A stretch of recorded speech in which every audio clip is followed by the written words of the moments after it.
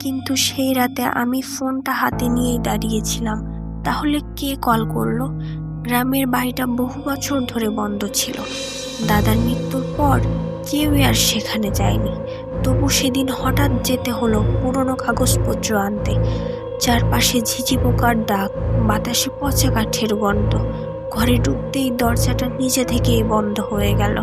ভেতরে ঢুকে দেখি দেওয়ালে ঝোলানো আয়নাটায় ফাটল ধরেছে। আয়নার সামনে দাঁড়াতেই আমার পেছনে কারো ছায়া নড়ে উঠল। ঘুরে তাকিয়ে কিছুই নেই। বুক ধড়ফড় করতে লাগলো আমার। ঠিক তখনই মোবাইলটা বেজে উঠল।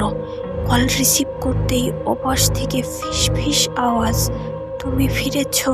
আমি অপেক্ষা করছিলাম। ভয় পেয়ে ফোনটা কেটে দিলাম। কিন্তু সাথে সাথেই বাড়ির ভেতরে হাঁটার শব্দ, ধীরে ধীরে সিঁড়ি বেয়ে কেউ নামছে। আমি লুকিয়ে পড়লাম আলমারির পেছনে। কাঠের মেঝেতে ভারী পায়ের শব্দ থেমে গেল আমার সামনে। হঠাৎ আলো নিভে গেল। অন্ধকারে একটা ঠান্ডা হাত আমার কাঁধে পড়ল। আমি চিৎকার করতে গিয়েও পারলাম না।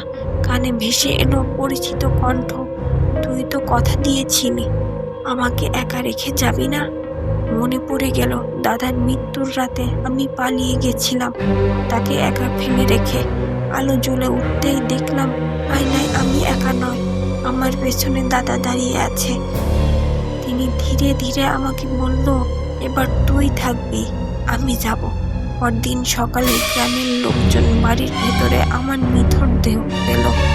কিন্তু রাত 12টায় এখনো সেই বাড়ি থেকে একটা কল আসে। স্ক্রিনে ভেসে ওঠে আমার নাম।